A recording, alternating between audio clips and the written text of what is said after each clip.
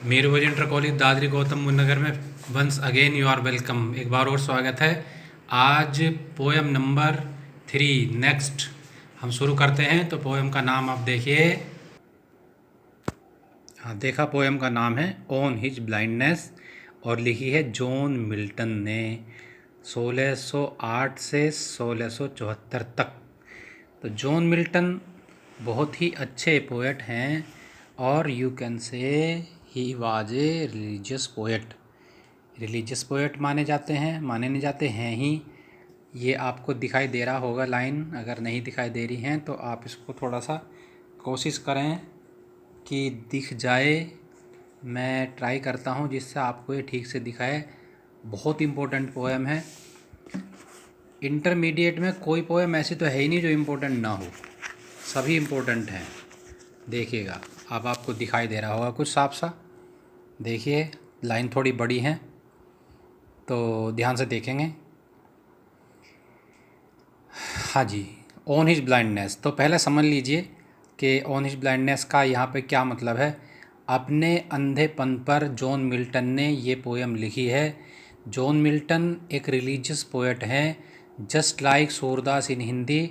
जैसे हिंदी में सूरदास को माना जाता है, माना नहीं जाता है, वो भी ब्लाइंड थे और किसी वजह से जॉन मिल्टन भी ब्लाइंड हो गए। दोनों ही रिलीजियस पोएट हैं, इसलिए कहा जाता है Surdas is the Milton of India. Surdas Bharat का जॉन मिल्टन है। जॉन मिल्टन ने बहुत बड़ी बड़ी पोएम लिखी हैं जो एक किताब के रूप में भी पब्लिश्ड हुई हैं, paradise lost and paradise regained.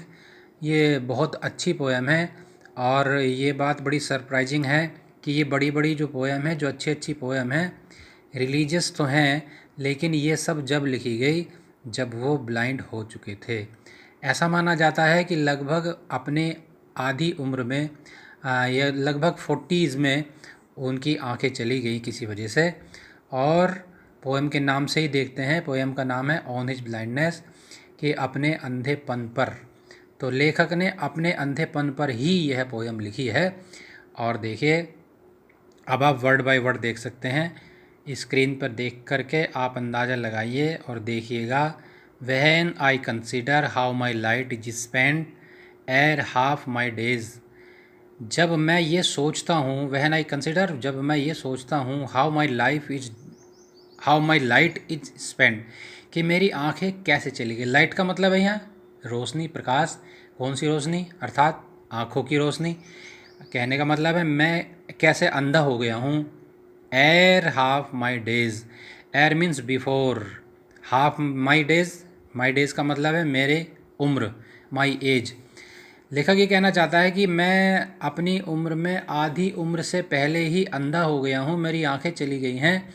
जब मैं सोचता हूँ तो मैं बड़ा परेशान होता हूँ कि ये संसार, in this dark world and wide, तो ये संसार मेरे लिए बहुत बड़ा और बहुत अंधकारपूर्ण हो गया है, हो जाएगा। कारण है कि जो व्यक्ति अंधा होता है उसके लिए 10 कदम चलना भी बहुत मुश्किल होता है, इसलिए संसार उसके लिए बहुत बड़ा हो गया है। And that one talent which is death to hide, और एक गुण जो मुझे मिला था, टैलेंट का मतलब यहाँ पर है योग्यता। परमेश्वर सभी को कुछ न कुछ एक विशेष योग्यता दे करके भेजता है, ऐसा लोगों का मानना है। तो ये लेखक भी कहते हैं कि एंड दैट वन टैलेंट, मेरे पास एक टैलेंट था, मेरे पास एक योग्यता थी, एक हुनर मुझे दिया था। क्या था? कविता लिखने का। मैं पोएम को कंपोज कर सकता था। Which is death to hide, अगर मैं उसे छुपाता हूँ तो वो मेरे मरने की बराबर है। कहने का मतलब है जिस व्यक्ति के अंदर जो विशेषता होती है, अगर वो उसका सदुपयोग नहीं करता तो उसके मरने के बराबर हो जाता है। क्या होगा फिर? Which is death to hide, जो मेरे लिए मरने के बराबर है। लॉज्ड विद मी यूजलेस, और अब वह मेरे लिए, मेरे पास बेकार पड़ा रहेगा। देखिए, मैं, लॉज का मतलब यहाँ पड़े रहना है, विद मी मेरे साथ, यूजलेस माने बेकार। मैं ये बात कहना नहीं चाहता हूँ, लेकिन किसी के साथ भी ऐसी घटना हो सकती है। अगर किसी के पैरों में समस्या आ गई है तो उस आदमी के लिए साइकिल किस काम की है? अर्थात वह साइकिल नहीं चला सकता। अब साइकिल उसके लिए बेकार है। यदि किसी के उंगलियों में, हाथों की उंगलियों में कोई समस्या आ जाए तो क्या वह व्यक्ति हारमोनियम बजा सकता है? क्या वह व्यक्ति टाइप मशीन चला सकता है? नहीं चला सकता है। इसलिए वे सब चीज़ें उसके लिए बेकार हो जाएंगी। इसी प्रकार John Milton is very sad because he became blind, now he can not compose poems. वो इसलिए दुखी है कि अब मैं आगे पोएम नहीं लिख सकता चूँकि मेरी आंखें नहीं रही। लॉज विद मी यूजलेस, अब जो टैलेंट मेरे पास था वो मेरे लिए बेकार हो गया है, अब बेकार पड़ा रहेगा। दो माई सोल मोर बेंट, ये अच्छी बात है। यहाँ पर शाब्दिक अर्थ तो ये है, यद्यपि मेरी आत्मा काफ़ी झुक चुकी है।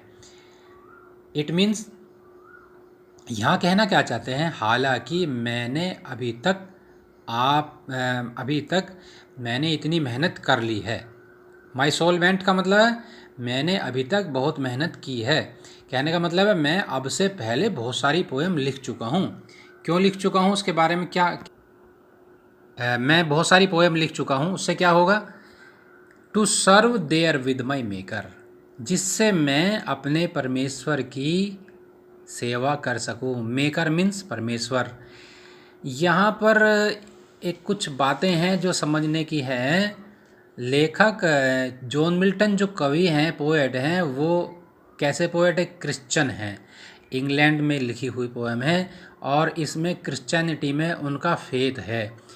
वह धर्म में बहुत विश्वास करते हैं। तो अकॉर्डिंग टू क्रिश्चियनिटी ये माना जाता है कि आफ्टर डेथ सबको परमेश्वर के सामने जाना है और परमेश्वर उनकी सबके कर्मों के अनुसार उन्हें इनाम फल जो भी देते हैं वही देंगे। तो यहाँ लेखक ने वही भावना प्रस्तुत की है कि वैसे तो मैं अंधा हो गया हूँ, लेकिन अभी तक मैंने इतनी मेहनत कर ली है कि जब परमेश्वर के सामने मैं जाऊँगा, सर्व देयर विद माई मेकर, तो इन कविताओं को दिखाऊँगा। मैं कहूँगा कि परमेश्वर आपने जो मुझे टैलेंट दिया था मैंने उसको सदुपयोग किया है, मैंने कविताएं लिखी हैं। And present my true account, ये कविताएं दिखा करके परमेश्वर से मैं बताऊंगा कि मेरा लेखा जोखा ये है। अकाउंट का मतलब है जो कुछ मैंने लिखा, ट्रू, ईमानदारी से मैं प्रस्तुत कर रहा हूँ कि मैंने अभी तक ये कविताएं लिखी हैं। फिर भी लेखक को डर है कि मैं ऐसा करूँगा तो सही। आगे लिखा है लेस्ट, देखिए लाइन आप अपने आप पकड़ते रहेंगे। दूसरी लाइन में मैं पढ़ा रहा हूँ।